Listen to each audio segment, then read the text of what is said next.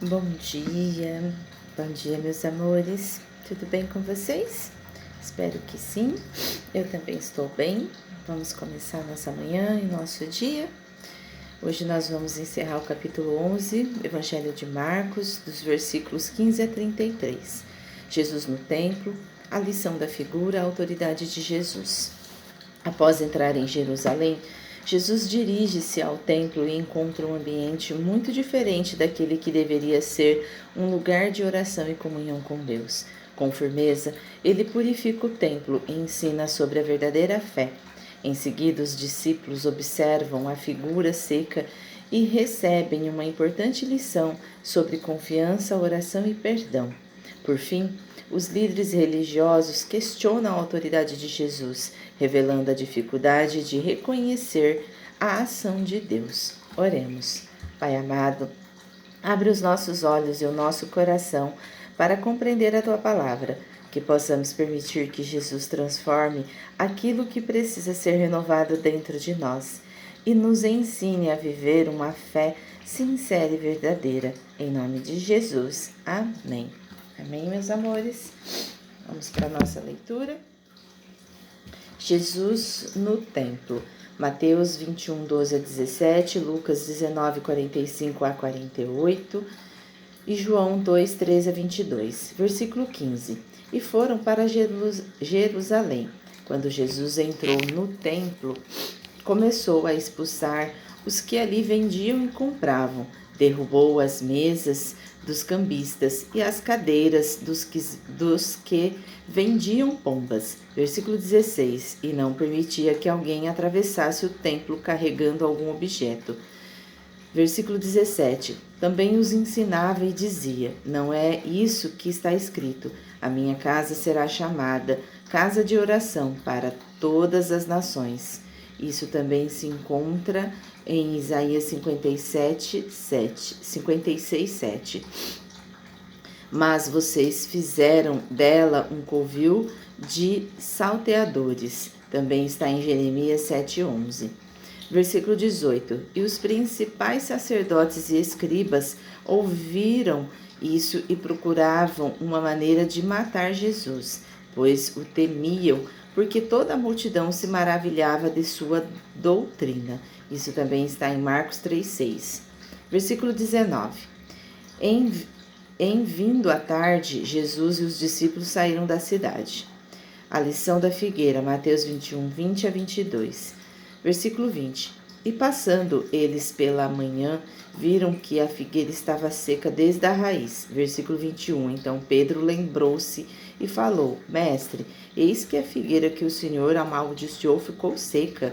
Versículo 22. Ao que Jesus lhes disse: Tenham fé em Deus. Versículo 23. Porque em verdade lhes digo que se alguém disser a este monte: Levante-se e jogue-se no mar, e não duvidar no seu coração, mas crer que se fará o que diz, assim será com ele.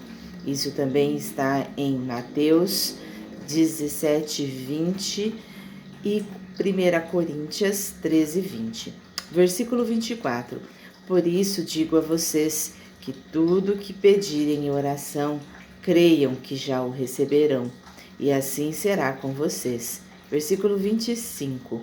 E quando estiverem orando, se tiverem alguma coisa contra alguém, perdoem, para que o Pai de vocês, que está nos céus, perdoe as ofensas de vocês.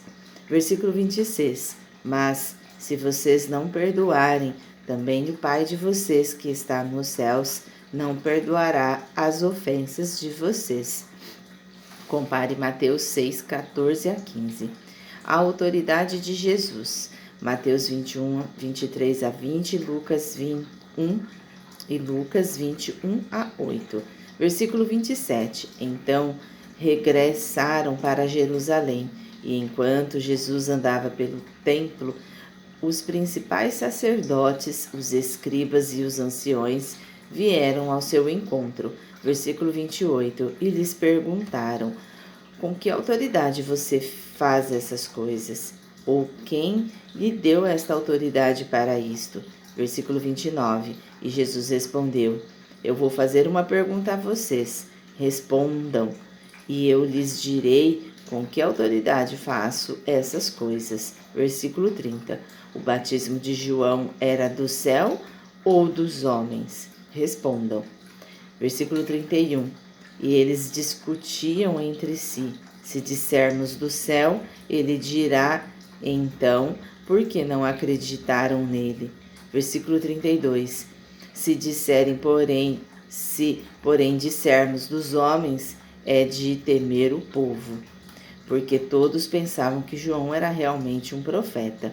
Versículo 33. Então responderam a Jesus: Não sabemos. E Jesus, por sua vez, lhes disse: Então eu também não lhes digo com que autoridade faço essas coisas. E aí a gente encerra o capítulo 11 e amanhã a gente começa. Amanhã a gente vai fazer as notas explicativas, na verdade. A gente vai trabalhar em cima das notas explicativas desse evangelho. Analogia. Quando Jesus entra no templo, ele não encontra apenas pessoas, ele encontra distrações, interesses pessoais, negociações que haviam ocupado o lugar da oração. Então, com amor e firmeza, ele restaura o propósito daquele espaço. Talvez o templo mais importante que Jesus deseja transformar seja o nosso próprio coração. Às vezes deixamos que preocupações, medos, mágoas e excessos ocupem um lugar que pertence somente a Deus. Depois os discípulos se surpreendem a ver a figueira seca. Jesus aproveita aquele momento para falar sobre fé. Mas ele acrescenta algo muito importante. A fé caminha junto com o perdão. Não basta acreditar, também é necessário liberar o coração daquilo que o aprisiona. No final do capítulo, os líderes religiosos perguntam com que autoridade Jesus fazia aquelas coisas. Eles estavam diante do próprio Filho de Deus, mas não conseguiam reconhecê-lo. Nem sempre a dificuldade está na falta de sinais. Muitas vezes está na resistência do coração. Talvez a maior lição desse capítulo seja: Jesus não deseja apenas visitar nossa vida, ele deseja transformar aquilo que precisa voltar ao seu verdadeiro propósito. Às vezes a gente pede algo para Deus, mas antes da gente ter aquilo que nós desejamos ou almejamos, nós precisamos primeiro transformar o que gera a falta daquilo, que é a causa que está dentro de nós. Às vezes não é o que está fora que nos aprisiona, mas é o que está dentro. Às vezes a gente sai, na nossa rotina e esquece de caminhar. 15 minutos com Jesus é para a gente lembrar todos os dias, a hora que a gente começa, antes do nosso café. Todos os dias eu venho aqui com vocês antes do café da manhã para a gente poder fazer a leitura e para a gente estar 15 minutos com ele. 15 minutos na sua companhia, 15 minutos na sua presença e assim carregar essa leitura da manhã para ao longo do nosso dia. Ou quando você ouve esse vídeo, esse áudio, é para você lembrar que Jesus permanece com você ao longo do dia, ao longo da noite e assim todos os dias. E não permitir que as distrações do dia tire o lugar que é de Deus. Às vezes a gente precisa caminhar na fé, mas também precisa ver que junto com a fé o perdão está próximo. Sem perdão, sem você aprender a perdoar as situações, as ocasiões, a se perdoar ou a perdoar alguém, a fé ela também fica instável. Reflexão do dia. Existe algo dentro de mim que precisa ser organizado, reorganizado para que Deus ocupe o primeiro lugar? Vou ler de novo. Existe algo dentro de mim que precisa ser reorganizado para que Deus ocupe o primeiro lugar? O que tem dentro do seu coração que não permite que Deus esteja em primeiro lugar? Tenho cultivado uma fé acompanhada de perdão e transformação? Será que a fé que nós temos, ela também acompanha o perdão para com as pessoas, para conosco, para com as situações? Ela também é uma fé que transforma?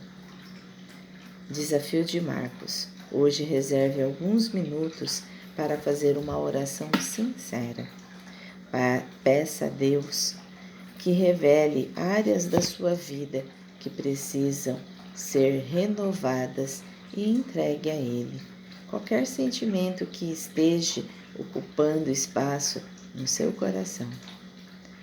O que for que esteja aí dentro, peça que Deus renove, peça que Deus, sim, ajude a transformar esses sentimentos de inquietude, de ansiedade, de situações que sempre faz você se afastar da presença do Pai.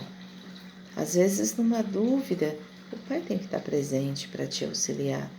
Às vezes, numa situação de desespero, o Pai tem que estar lá para te confortar.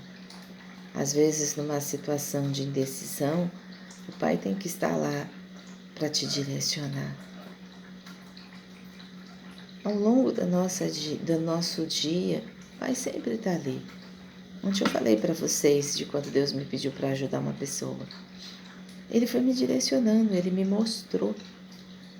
Ele me mostrou onde estava, qual era o bairro, qual era o local, o nome do local aonde a pessoa estava. E assim, era lá que a pessoa estava. Era lá nesse local, nesse bairro. Então Deus foi dando direcionamento. É pedir para o Pai, Pai, me direcione nesse momento. Me mostre aonde eu preciso encontrar certa situação. Me mostre o que eu estou fazendo de errado, que eu não consigo transformar isso dentro de mim. Me mostre o que está acontecendo, que eu estou aprisionada nessa situação. Às vezes é uma pura ansiedade e imediatismo. Às vezes a gente não alcança aquilo porque ele se perde pelo caminho, porque a gente trouxe o futuro para o presente, com a nossa ansiedade, com o nosso imediatismo, e se perdeu. Então não se concretiza. Se você planta uma semente e você fica colocando água, com pressa que ela desabroche, o que você vai fazer com ela?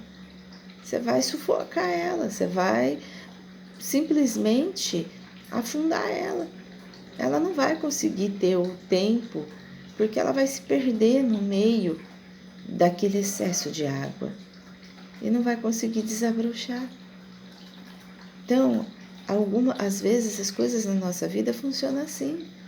Existe tempo para se desabrochar, existe tempo para ser lapidado, existe tempo para ser transformado. Eu gosto de falar para os jovens assim: não tenha pressa não, meu filho. Eu levei 30 anos para chegar onde eu estou. Então, não adianta a gente achar que a gente vai mudar da noite para o dia. O amadurecimento. Quem tem aí mais de 50 anos sabe do que eu estou falando, né? A gente, depois dos 50, a gente amadurece 100%. Quer dizer, em algumas vezes, né? Tem pessoas que não amadurecem. Mas quem vem trabalhando um processo de transformação e lapidação desde a sua idade mais jovem, com certeza vai chegar depois dos 50 e vai olhar para trás e vai falar: poxa vida, quanto eu me mudei. Se assim permitir ser transformado, lógico. Amém? Vamos orar. Senhor Deus, Gratidão porque tu conheces profundamente quem somos. Purifique meu coração, fortaleça minha fé e ensina-me a viver de acordo com a tua verdade. Que a minha vida seja um reflexo do teu amor e da tua presença. Em nome de Jesus. Amém. Quando Deus ocupa o centro do coração, tudo encontra novamente o seu verdadeiro propósito. Um ótimo dia, uma ótima semana e até amanhã.